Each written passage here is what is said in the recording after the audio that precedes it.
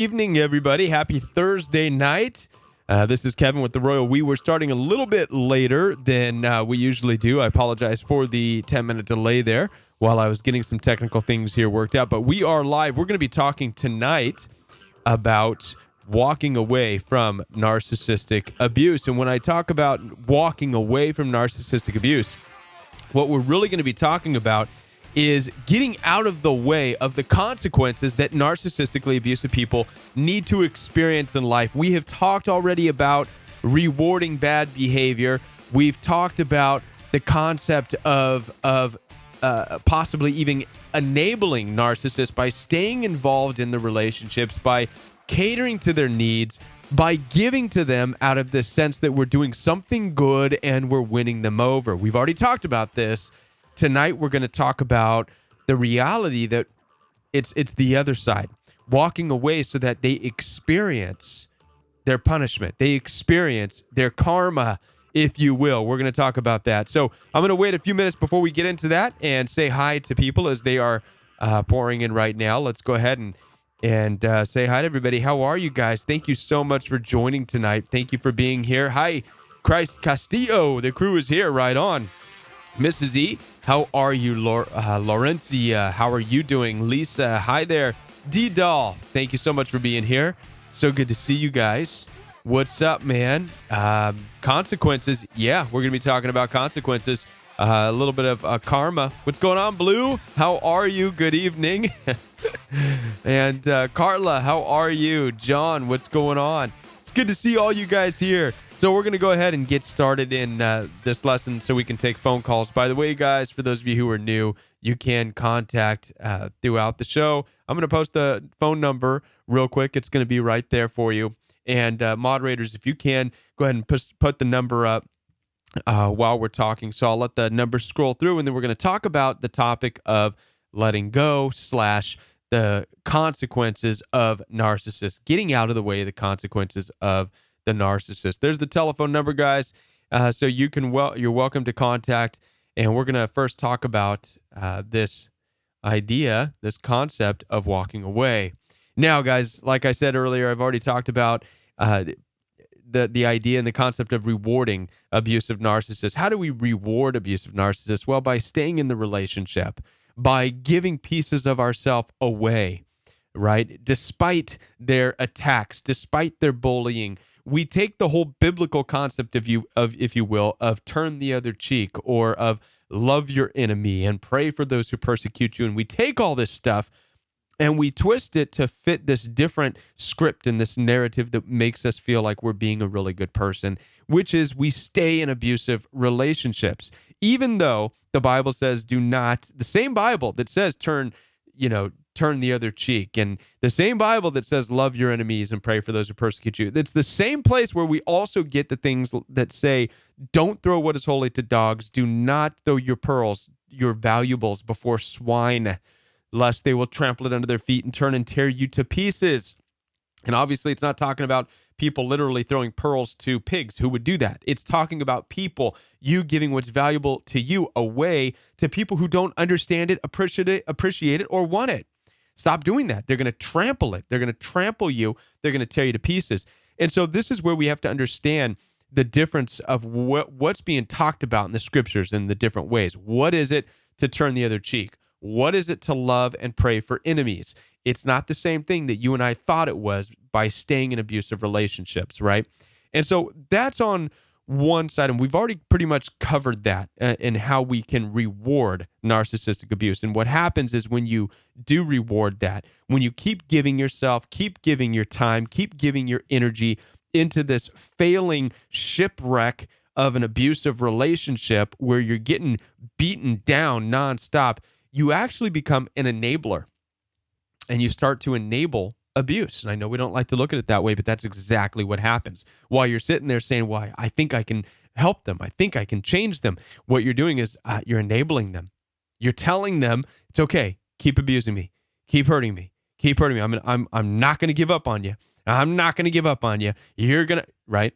And I think that in some way, we kind of think that there's going to be some kind of a pride. Oh, this is going to be the one we're going to win. I'm going to win one for the team here. No, you're messing with an abusive person. You need to get the heck out. Now, Enough of that. What happens when you do walk away? This is something that we need to understand, because simultaneously, while you are rewarding the abuser, you're rewarding the abuser with your time, your energy, your love. Not only are you rewarding them, but you're also stopping them from experiencing the consequences that everybody has to experience in life. What are the consequences? And this is an interesting concept, guys, because a lot of times, a lot of people ask, do narcissists get karma? Do they ever get hurt back? Well, no, not really, because what happens is you end up staying in the relationship, trying to fight and trying to argue, and so they're winning, right? So what are the consequences? What would be the narcissist karma? You ready for this? It's simple, but it's very hard. I had to take a drink of water. It is simple, but it's hard. Here's the narcissist karma. The narcissist saying, they're flipping their lid, yelling at you, cussing at you, and you saying, okay, bye, walking away, right?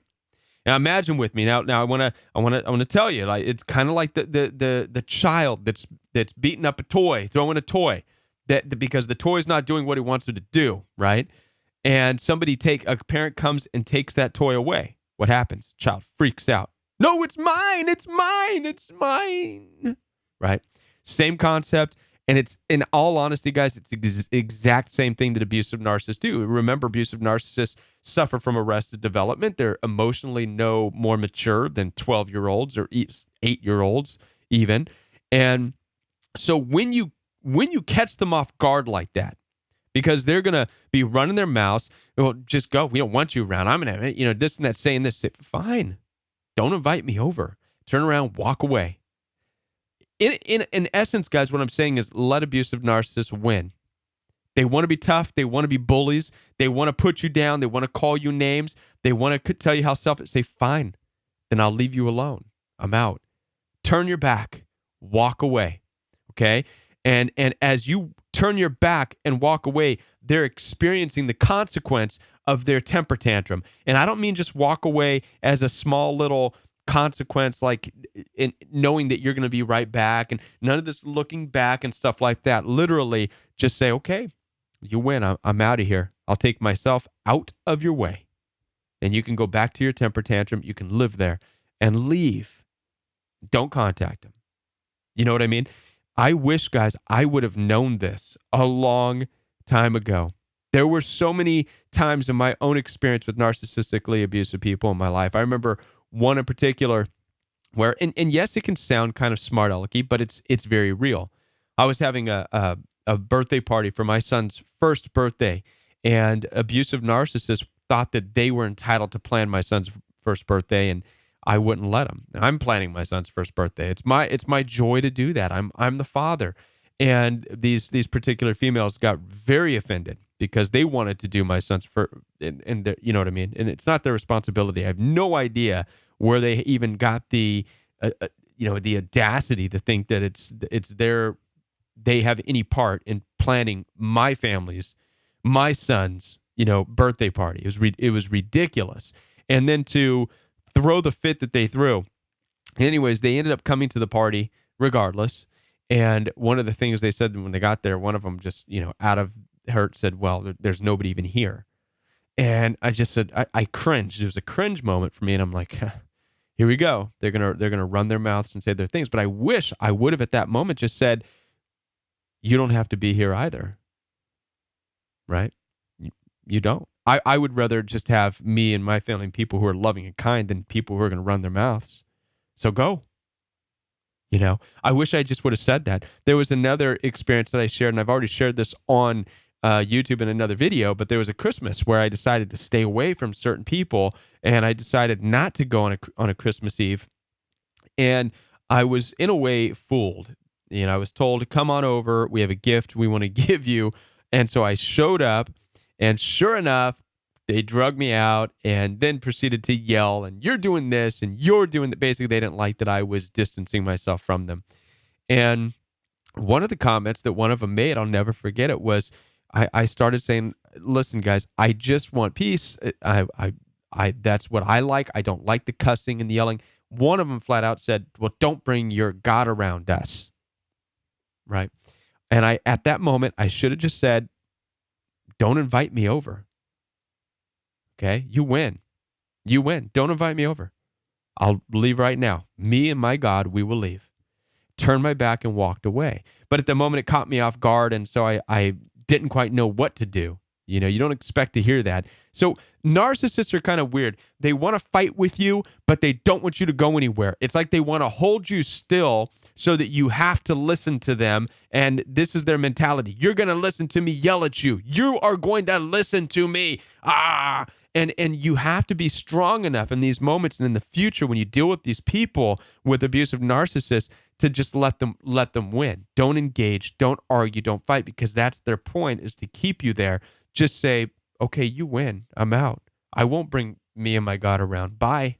I don't care if you call yourself a mom or a dad, brother or sister. If you call yourself family, it doesn't matter. You reject me. You reject my faith, my morals, my principles, my integrity. You reject me, then I'll leave you. Goodbye. Goodbye. That's it. Walk away. Make it real. And that right there, guys, allows them to experience the consequence. They will watch you walk away. Some of them may not have really wanted that. They were hoping that their aggressiveness would somehow submit you.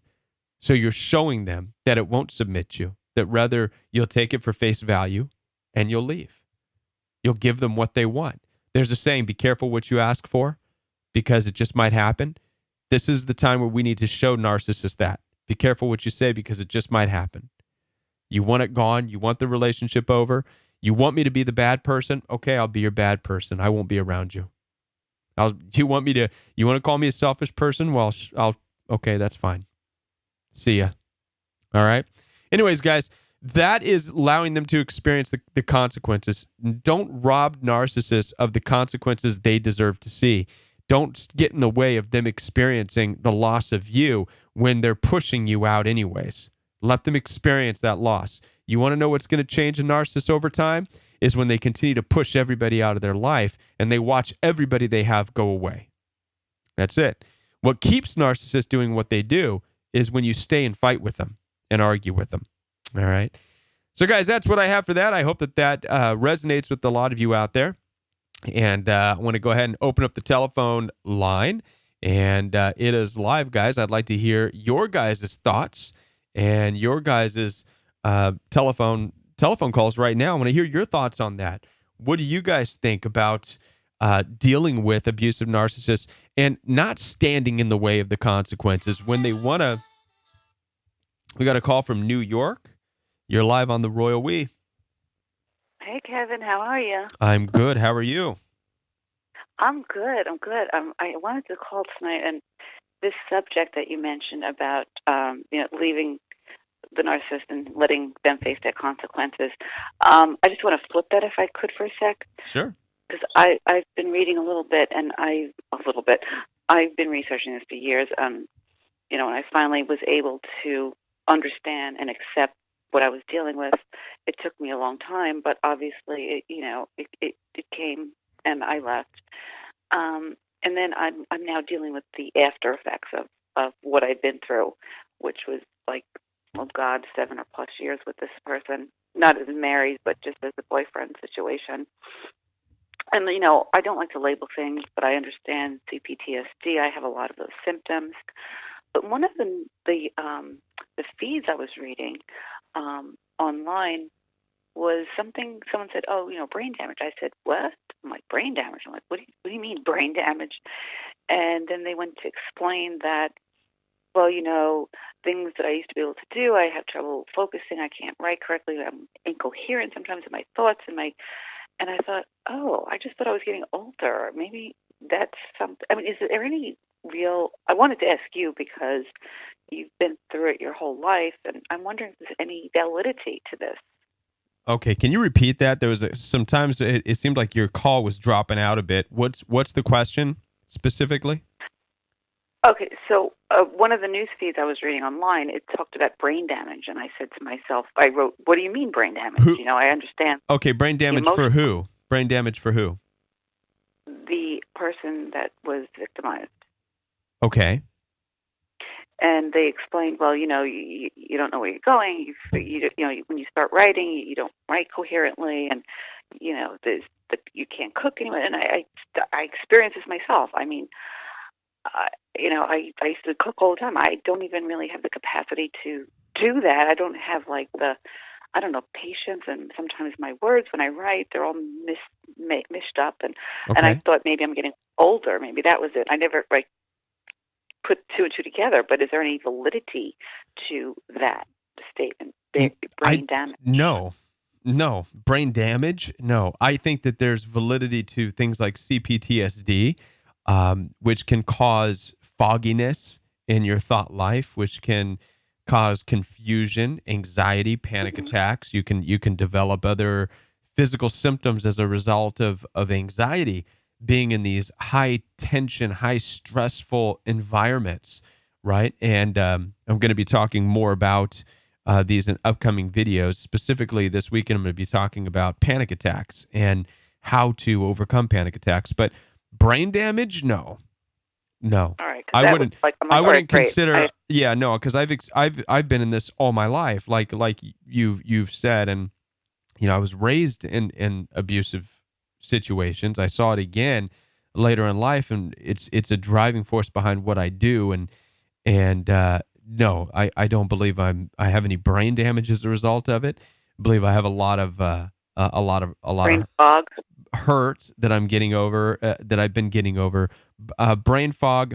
But it's brain fog is a part of just CPTSD. Like I said, it's where you find yourself doing multiple things at once sometimes. So, and typically this can happen with people who are hyperactive anyways, which I tend to be a very hyperactive individual already, ADD or whatever you want to call it. I was always that kid that could listen to a conversation and look out the window and daydream at the same time and get something from both. Right.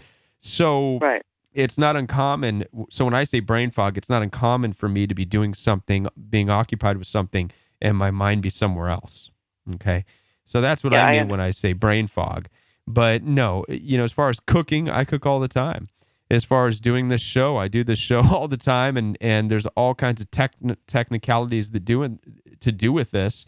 So no, I don't accept any validity as far as any brain damage goes as a result of it. But like I said, there is some symptoms of CPTSD that can cause you to feel very ill. Yeah, no, I mean, I understand now that that's what I have. Like I said, I never like to label myself as having this or that, but I fall into that category. Sure. With a lot of, like I said, I used to love to cook. Now, to me, I'm like, I don't feel like I have, like, maybe it's just, I don't know what it is. Cooking to me is kind of stressful, and I used to love it, so I don't know what that's about, but. Well, you're going to go through some changes, okay? And there's nothing wrong with these changes, okay? So maybe, and I talked about this in the depression. I made a video on depression, and in the video on depression, I talked about how a lot of the stuff that we used to do and we thought we really liked, we actually maybe did it simply because it got us some kind of affirmation from other people. So it wasn't something necessarily that we did from inside of ourselves. We did it because other people said, oh, good job. Narcissistic abuse comes into our world and it shatters that. All of a sudden, the things that we were said, oh, good job, are now being demeaned and attacked. And so when you come out of that, it's common to not really know what you like anymore. And I did experience that. Things that I thought I really enjoyed, making music is one of them. As a matter of fact, the song that I made at the beginning of this show, there was a period of time where I was making music and I played bass and I was a worship leader. And I lost my drive to do all that. I just did in this period. And I think it's because as I had to sit back and say, well, what's going on? It wasn't until now that I realized that was never really something that who I was. It was something that I was trying to find acceptance in, if that makes sense. And so you're going to go through that transition. So if you find that you don't really like cooking, you don't really like what you're really experiencing is, man, all these years that I've done things for people, and I don't really even like it. So Right. it's not that that has anything to do with any brain damage or anything. It's just you're adjusting to who you really are. What really brings you peace? What really brings you joy? Maybe cooking isn't something that really brought you true peace and joy. Maybe it's just Right. something that you always felt you needed to do because you just needed to do it. Yeah, that could be very well. Give yourself some time in the healing process.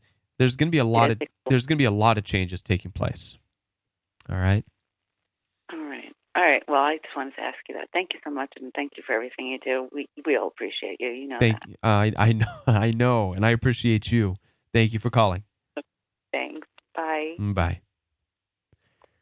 Yeah, that was a very good question. Very good question. What do you do when you, and the phone line is back open, guys. We'll take some more telephone calls. What do you do when you discover that the things you once liked, you just don't like anymore? And you're going through this change where you're kind of rediscovering yourself and even working. It can get real deep, guys. It can get real deep. You can have really strange moments. I mean, let's get real. Coming out of narcissistic abuse, you can start to develop these things like, well, I don't even want to work anymore. What's the point of all of it? What's the point of going to a job and working for minimal wage money so that I can live in an apartment all my life? And you really start to then question everything about the world. What is all of this? Why am I here? Why am I doing this? What a waste of my time. You know what I mean? And nothing wrong with that. Allow this time of your life, allow yourself to grow, because that's exactly what's happening. Your eyes are opening. We got a call from Florida. Thank you for calling. You're live on the Royal We.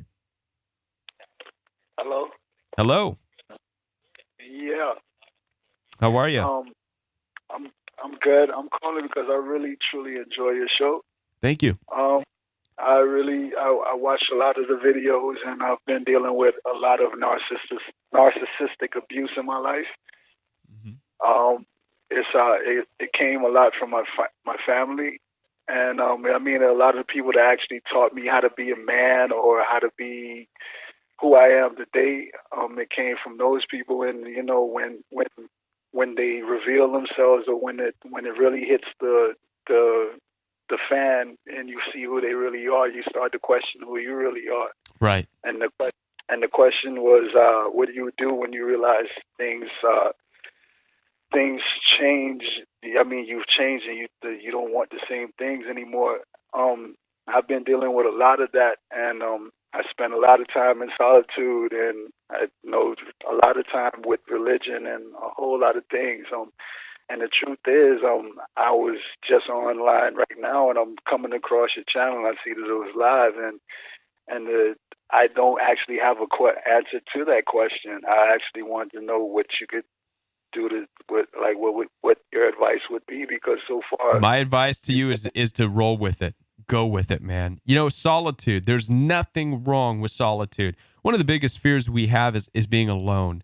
But I want to tell you something, that greatness through people who walked this earth that we're here for a temporary time on, experienced a lot of alone time, isolation, solitude, whether they were put in prison for a time, or whether it was, a Joseph who was thrown in a pit by his brothers and then sold into slavery, taken away from his family. He ended up in a place of greatness. But there's something to this isolation process, and it's where you. And I like to use the story of Joseph in this case, because he was taken as a young boy. His brothers threw him in a pit out of hatred, jealousy, out of the world of narcissism. It's narcissistic abuse at its finest, and threw him in that pit. And he was in prison, in jail, and a slave for 14 years. And I often wondered why 14 years. And I believe it was this 14-year period where he was wrestling and understanding the truth and the reality of the world we live in, and who God is versus who people are, even family, right? He realized that this life is more than his family, and his family isn't needed to fulfill a calling. That was his biggest, and it took 14 years. I believe that's why he was locked up for 14 years, is because for 14 years, he wanted his family. He wanted his family. Why didn't they accept him? That's what he wanted. But in the story, I believe God had to get that out of him. You don't need your family. You don't need them. That's not why you're here. You're here for something greater. Okay. So I hope in a way that kind of helps you to understand it's going to be hard. It's going to be painful. Whoa, you there? Yeah, I'm here. I'm here. That was a loud beep. It's going to be hard and it's going to be a difficult challenge for you. But go with that isolation. Go with it. All right. Okay. Thank you. And I'm very familiar with that story, and I was actually reviewing that story like about a week ago or even a couple of nights ago, and I was saying to myself, really, I feel exactly like Joseph, because the situation is with my family, and I do feel like I was thrown into a pit just out of hatred or jealousy. And there was even a time where there was one incident where Joseph may have been in prison for a long time. I just remember this one time that one of my narcissistic family members, I remember that he did something and it was against the law, and I got arrested for it. I only spent a night in jail for it, and I wasn't like basically charged for it or whatever. They only arrested me because I wouldn't actually tell on my family member, the narcissistic member, but but I but I remember that, and that one night I took it very, very, very deeply, and that was like one of the breaking points where I just said, you know what, I just can't, because it's just not fair. It's just not a fair situation to be in. So I'm very familiar with that story, and I thank you for that. You're welcome. I hope I hope that encourages you. I hope that encourages you and gives you affirmation. It's okay to be alone. It's okay to process this, right? And in time, you're gonna start to discover some of these harsh truths. And I've been there too. The whole thing with family, and I've just now started to touch on that. And I have videos that I'm going to be in the works, not live videos, but organic videos that I'm going to upload that are going to be dealing with family dynamics specifically. Nice, because I really need it. I really need it. That is it's a dirty game. It's a very dirty game. Yes, it is. And it's nice to hear some positive reinforcement when somebody tell you, no, it's okay to have periods of solitude, because sometimes when you're in solitude, it's like your mind goes a million different places, and sometimes you end up right next to the narcissist that you were trying to escape. Right. Because your mind goes in so many different places. Absolutely. But I appreciate the positive reinforcement. Right on. Well, thank you for calling. Appreciate it.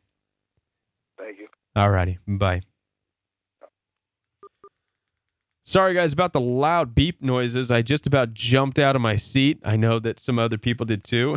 And that should solve that problem right there. The telephone line is open, so you guys are welcome to call. I know somebody from Illinois was trying to call.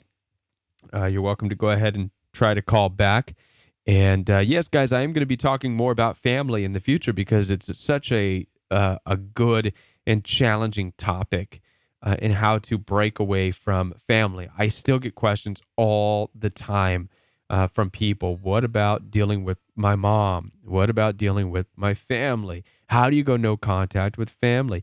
And it's not. This isn't coming from people who are in their young kids and teens. I don't have too many young kids and teens as subscribers. This is from people, middle-aged, young adults. And it's interesting to hear that. What do I do with my parents? What do I do with my parents? And I think we all know this all along, but it's just going to be affirming it, that we've got to get the heck away. You've got to get away from them. Period. End. That's it. You're not meant to be in unification with your parents all your life. And so it's important that these videos get made, and we're going to talk about that. Let's take a call from Louisiana. You're live on the Royal We.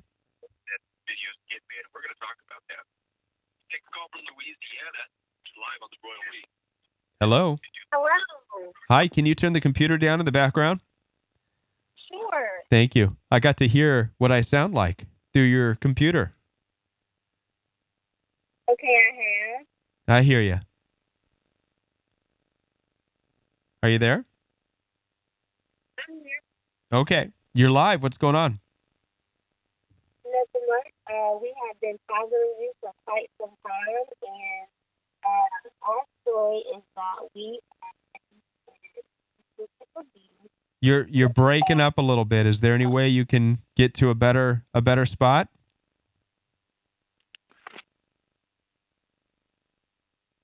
Hello, can you hear me better now? I can hear you better now. Okay. We have suffered from narcissistic abuse because prior to us getting married, my husband dealt with that for about 15 years. He did what for 15 years? He dealt with a narcissistic lover for about 15 years. Okay. His own mother? I'm sorry, say it again? His mother? No, from his ex. Okay. Yes. And the thing is, like, he has done the no contact. That has been working, but it's also difficult because a child is involved. It's difficult because of what now? A child is involved. They have a child together. You have a child they have a child together? Yes. Okay. And so what's going on right now? Well, as of now, he is livid. He is suing for child support, and we have an upcoming court date in about 2 weeks. Okay. And so where's the problem?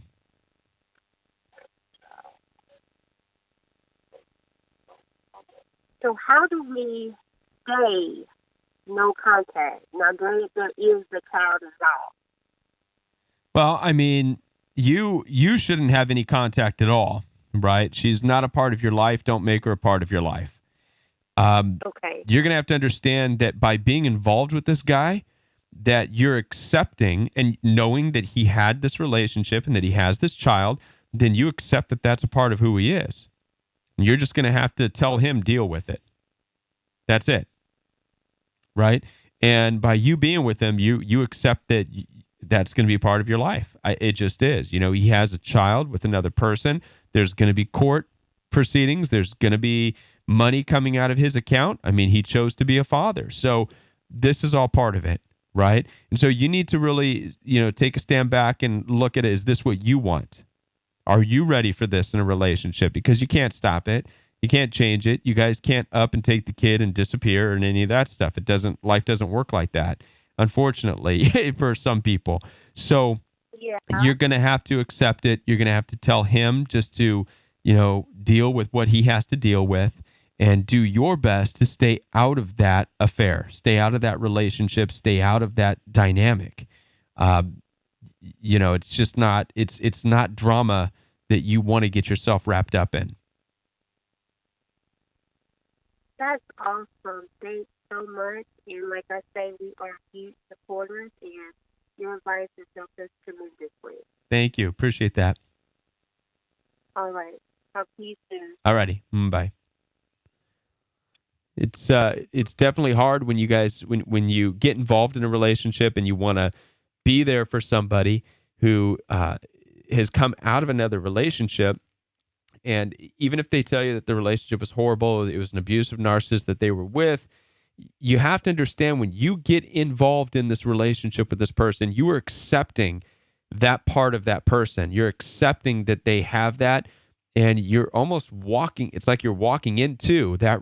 You're walking into that, right? So you really have to kind of pay attention to these things when you're getting to know people. And before you get serious with anybody, you have to look at everything, look at the aspects of their life, and you have to figure out, is this what I want, right? Do I want to be involved in this type of dynamic and this thing going on?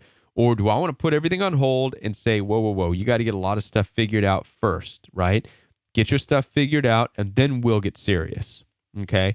Very hard to get serious, plan stuff, make a life when there's a lot of unresolved drama that still needs to be tied up over here and somewhere else. You know what I mean? And so important. It's not necessarily an issue of, well, what can we do to get that other person to stop and leave us alone so we can have our happily ever after, It's more of a, okay, I see that this isn't going to be happy for a while. There's a lot of bad stuff that needs to happen still. So do I want to be a part of it? Right? That's the big question. When we deal with narcissists, we've got to understand, guys, that we have to check ourselves. No contact is a rule for ourselves. Boundaries are rules for ourselves. It's not telling other people what they can and can't do. It's, am I ready to deal with this? How this person acts? What's involved in this person's life? Am I ready? Do I want that in my world? That's how you have to look at this, okay? I'm going to take a call from Illinois. You're live on the Royal We. Hi. Hi. I have a question. I'm just want no contact about today's day 7. I was in a marriage of 39 years, and it's the most difficult thing I've ever done in my life. Okay. We agreed on a separation, and the narcissist, my husband, decided he was just going to go without informing me to file for a divorce, and kind of blindsided me with that. And it was on January 1st, and here I am on March 21st and still have not been served with any papers. So okay.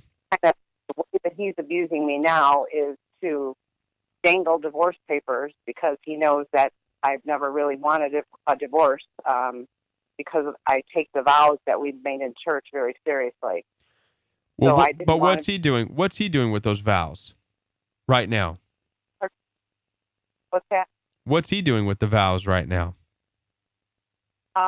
He's turning it around like he always does and twists everything, saying that it's okay to get a divorce when you are married in the eyes of God, and you took those vows. It's okay if the person is being abused.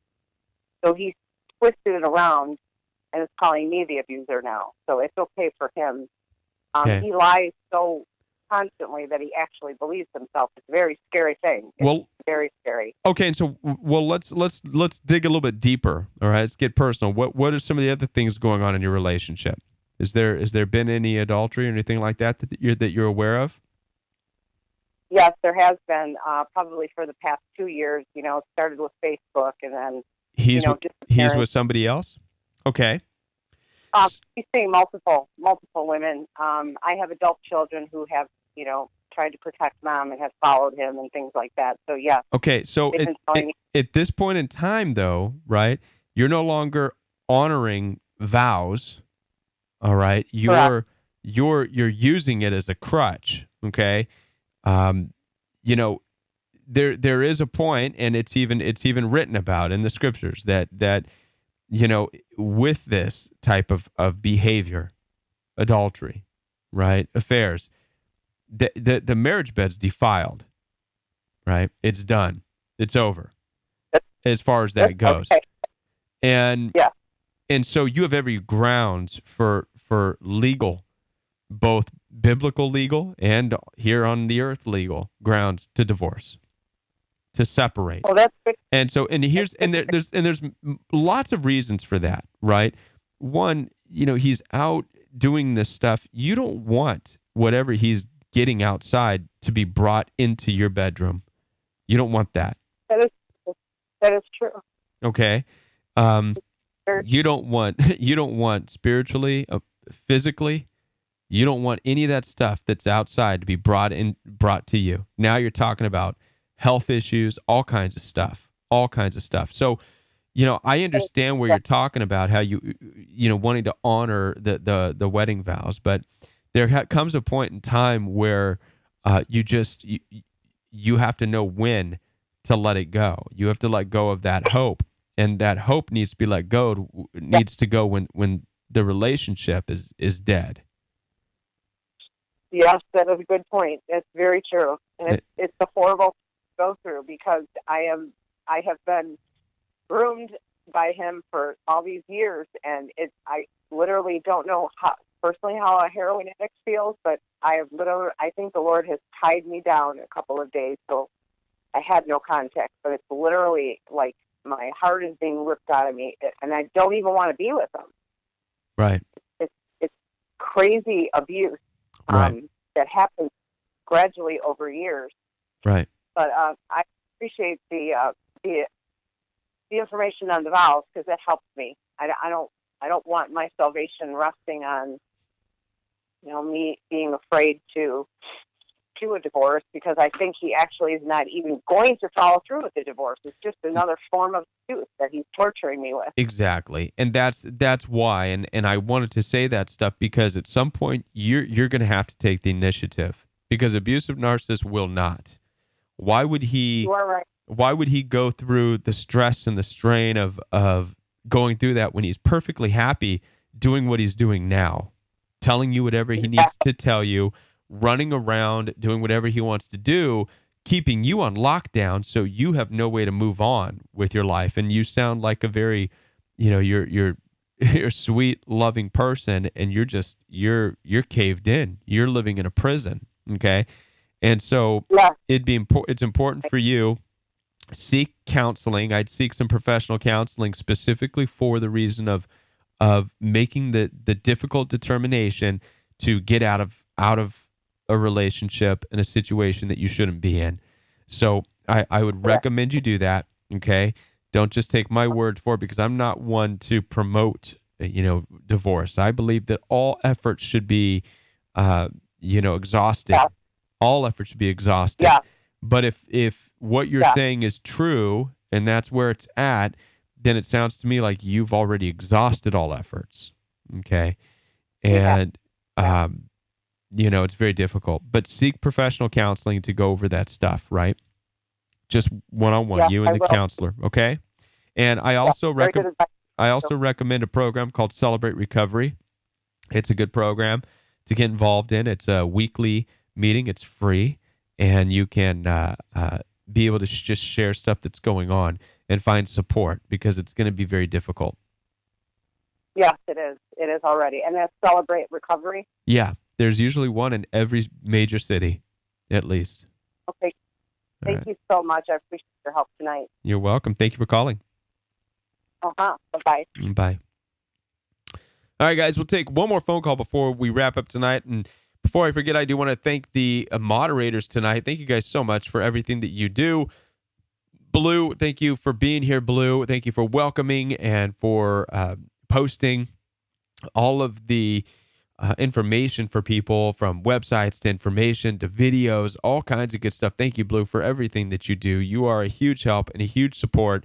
And everybody, find out from Blue how to get involved with the Facebook page. Not the Facebook page, but the Facebook group. There is a difference between Facebook page and Facebook group, and Blue will set you up with the Facebook group. Taylor, thank you so much for everything that you do. You'll see Taylor welcoming you and talking to you and also sharing things. Telephone call from Wisconsin. Wisconsin, if you can hold one moment, please, while I get through this. So Taylor Isabel, we thank you for everything that you are doing. And D. Dahl, thank you, D, for everything that you're doing as well, for just keeping the chat room clean and safe, for being good moderators, for filtering out the stuff that does not belong here, and for encouraging and bringing healing to the people who really need healing. That's really what the Royal We is all about. And I want to thank you just personally from the bottom of my heart, all of you, for everything that you're doing to keep this platform exactly what it's for. Thank you guys so much. Appreciate that. Everybody, be sure to give them some love. And let's take this last call from Wisconsin. You're live on the Royal We. Hi, Kevin. My name is Wendy. I had a question for you in regards to fighting with narcissists. I'm tired of fighting. I've been married for 20 years to my narcissist, and he keeps telling me that he wants to get a divorce, but of course he won't get the papers. And although I've suspected adultery, there's no definitive way to actually prove it. But I do know that the Bible talks about that if a non-believer wants to leave the marriage, that the believing spouse is not bound in that marriage any longer. So I was looking at potentially filing for a legal separation. I know we have kids together. None of my kids want us to remain married. They see that it's very dysfunctional, and they don't want to live like this either anymore. So I guess my question to you is, with letting the narcissist win, is that for filing a legal separation if the narcissist says that he wants a divorce? Is that in essence letting them win if you're basically giving them what they want?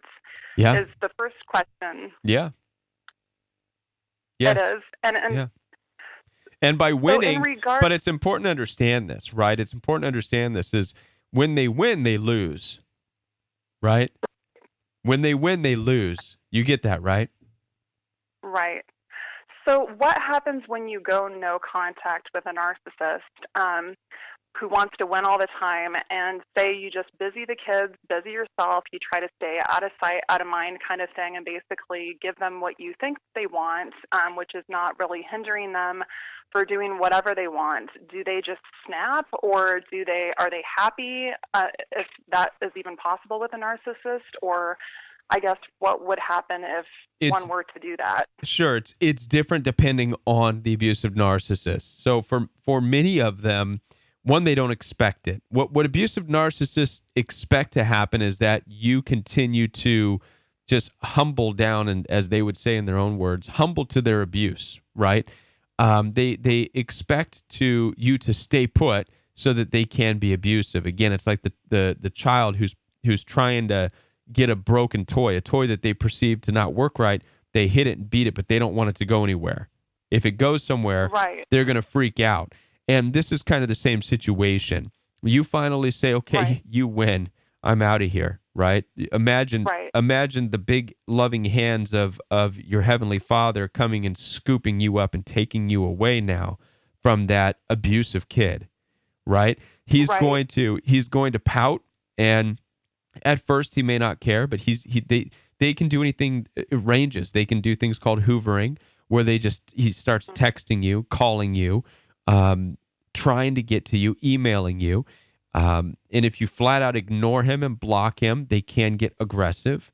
And so you may find yourself in a position of having to do things you never thought you'd have to do, even contacting law enforcement, if things like harassing persists, or things like aggression. You know what I mean? It starts to stand up, because you have to understand that in a way you're dealing with emotional children.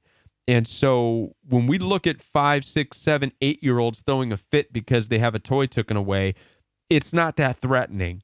And it's kind of like, oh, you'll be okay. It's kind of cute. But when you're talking about a man in his 30s and 40s going through that type of fit and temper tantrum, all of a sudden it can be kind of scary. Right. When I will say this much. Yeah. Well, my mom was a narcissist, and it was interesting that she seemed to immediately connect with him. I don't know if they just have that's their sixth sense to, know like a fellow narcissist, but she was, very supportive of him.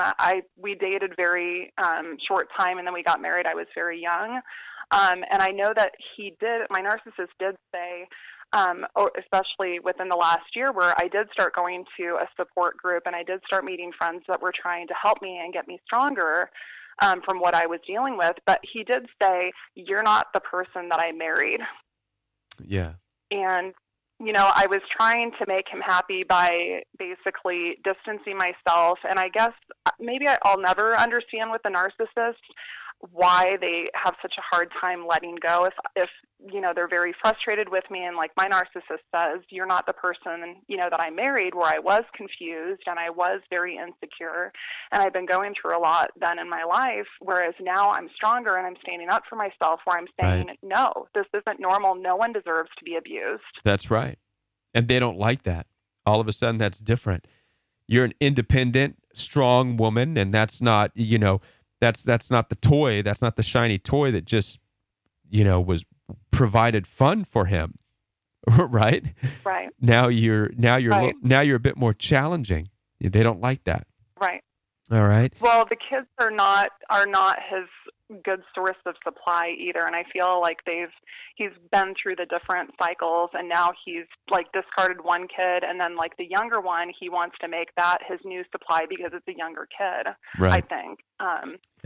So, but he's, smart enough to realize, that that's not the way, that a dad should treat, the mom. And That's right. he's starting to distance himself too from it. And it's interesting, when other people, it's hard because we want to think positive of other people and we want to have hope. And it's like, I know you had another, I think, session where you were talking about that we cannot change people and that we can't break people's will, right?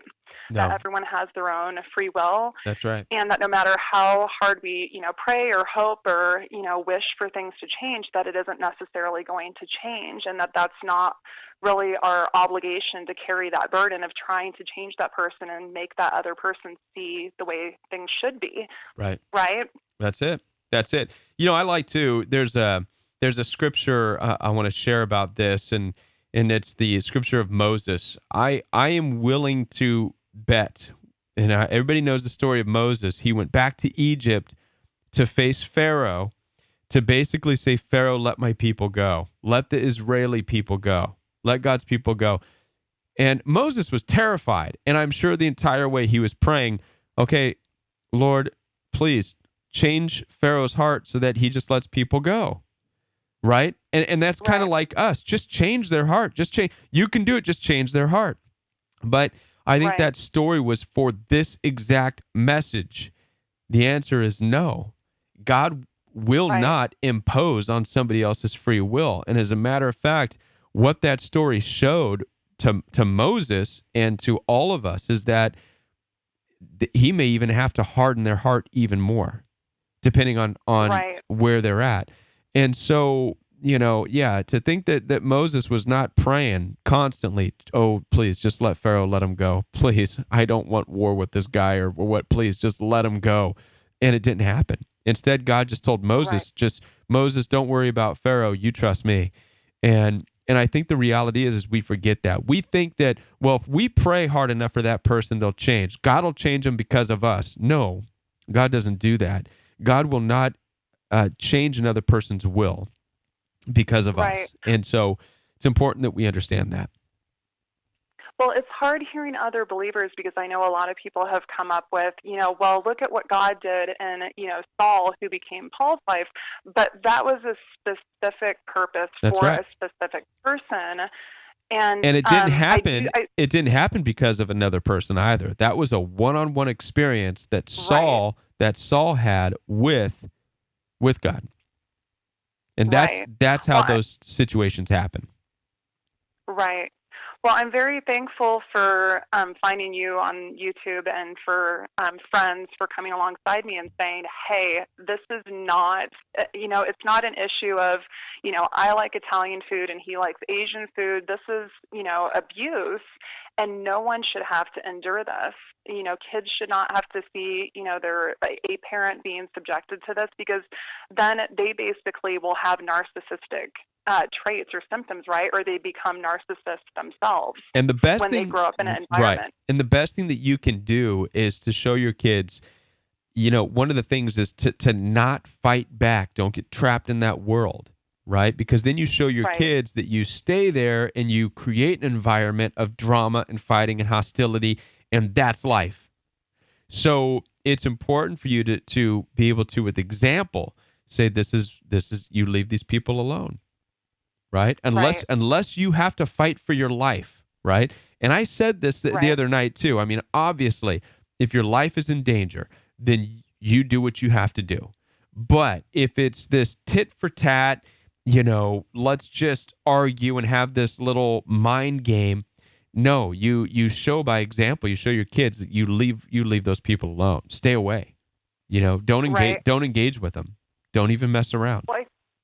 Right. Well, I think the problem rests in that we're logical people who are trying to speak logic to illogical people, right? Exactly. Yeah. Can't do it. and it just doesn't work. And Right. so lately I've been trying for the last few weeks to be able to have very minimal. I don't reach out to him via text or call him. He's texted me, he's called me. If he asks a question, I'll have a short yes or no answer, but Right. I don't say, oh, this is, what happened, and elaborate and basically be open game for further abuse. Right. Yep. So Sounds I like you're think that's doing all we good. can do. Yeah, it sounds like Yeah, you're doing trying. Thank you. good. Right on. Thank Okay. you. Thank you. Good All night. right. Bye. Bye. All right, guys, we're going to go ahead and wrap up the show there. I want to thank you guys for being here, and thank you for being a part of the Royal We tonight. For those of you who would like to, and one more time, I want to thank the moderators. Thank you so much to all of the moderators. And if you guys would like to support the Royal We, you're more than welcome to do that. You can donate through the PayPal link on the homepage of the Royal We channel. There's a PayPal link in the upper right-hand corner. You can donate one time or monthly, whatever you feel you would like to do. You may also support the Royal We through merchandise. You can purchase the Royal We t-shirts, coffee mugs, sweatshirts. They're available.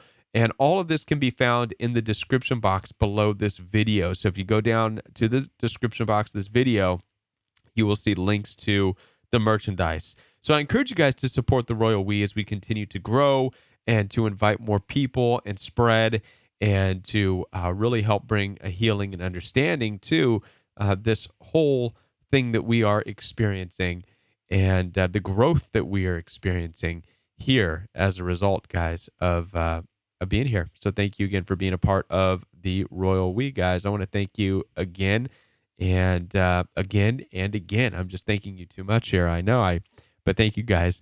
Have a great night, everybody. We'll see you tomorrow night, 10 o'clock p.m. Central Standard Time. And it will be the last night of the week. Then we will have the weekend off. And then we will be back Monday. So tomorrow night, Friday night, 10 o'clock p.m. Central Standard Time, right here on the Royal We. Have a good night, everybody.